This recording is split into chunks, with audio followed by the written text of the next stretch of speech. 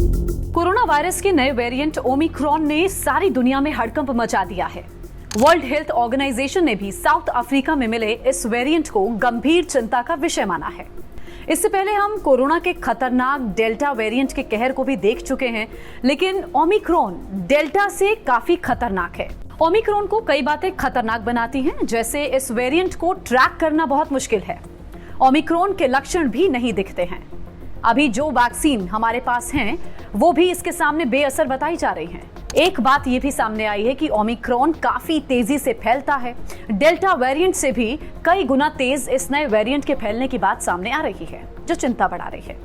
नीति आयोग ने भी इस वेरिएंट को लेकर चिंता जाहिर की।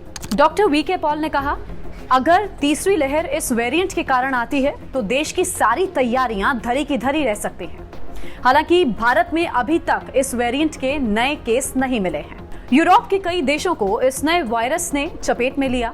ब्रिटेन ने ओमिक्रॉन से संक्रमण के 2 मामले सामने आने के बाद शनिवार को मास्क पहनने और अंतर्राष्ट्रीय यात्रियों के आगमन संबंधी नियमों को सख्त कर दिया। जर्मनी और इटली में भी शनिवार को ओमिक्रॉन स्वरूप से संक्रमण की पुष्टि हुई। बेल्जियम, हांगकांग और इजराइल पहुंचने वाले यात्रियों में भी वायरस के इस स्वरूप का संक्रमण मिला है। वहीं अमेरिका के संक्रामक रोगों के शीर्ष सरकारी विशेषज्ञ डॉक्टर एंथनी फाउची ने कहा कि ये आश्चर्य की बात नहीं होगी अगर अमेरिका में पहले से ही वायरस के इस स्वरूप की मौजूदगी का पता चले।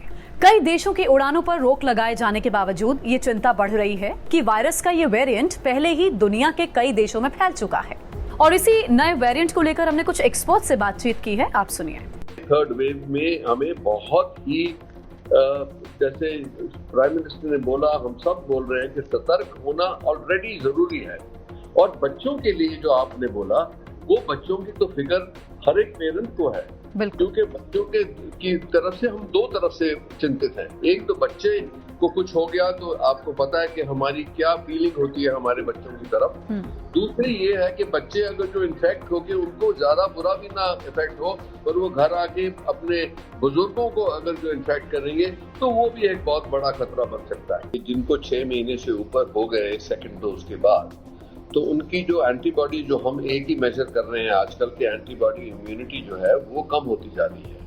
और कईयों की तो बहुत ही मतलब लो ही हो गई, 4-5 के ना के करीब हो गई। तो उनके लिए हमें प्रोटेक्शन देना जरूरी है जी। हमने देखा है बीच में हमारे डॉक्टर्स में भी कभी कभी कोई केसेस हो रहे हैं, बट क्योंकि उनकी 2 वैक्सीनेशन हुई और उनको बीच में प्रोटेक्शन था तो उनको बहुत माइल्ड हुआ। पर अभी जैसे प्रोटेक्शन कम होगी, ये टाइम आ रहा है, तो वो भी हो सकता है कि वो शिकार हो जाए सेकेंड वेव के। तो भारत में दूसरे देशों से आने वाले लोगों की जांच तेज किए जाने के निर्देश दिए गए हैं, जिसमें से हांगकांग और बोत्सवाना से आने वाले यात्रियों पर खास नजर रहने वाली है। जांच के निर्देश के साथ साथ राज्यों को विशेष सतर्कता बरतने के भी निर्देश हैं। इतना ही नहीं, राज्यों को साफ साफ निर्देश दिए गए हैं कि सैंपल्स को तुरंत जीनोम सीक्वेंसिंग लैबोरेटरी में भेजा जाए। साथ ही देश के national centre for disease control ने भी इस वेरिएंट को लेकर आगाह किया है। इधर लोगों को सतर्क रहने और पूरी तरह से सुरक्षा बरतने को कहा जा रहा है, आपको ध्यान रखना है। वहीं दूसरी तरफ भारतीय क्रिकेट टीम की इंडिया ए टीम अभी दक्षिण अफ्रीका में है, जहां नए वेरिएंट ओमिक्रॉन का पहला केस मिला है। फिलहाल इस नए वेरिएंट को लेकर स्टडी अभी जारी है।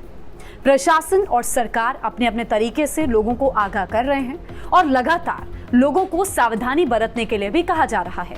ऐसे में आप भी कोविड नियमों का पालन करते रहें, मास्क जरूर लगाएं और भीड़भाड़ वाली जगह पर जाने से बचें।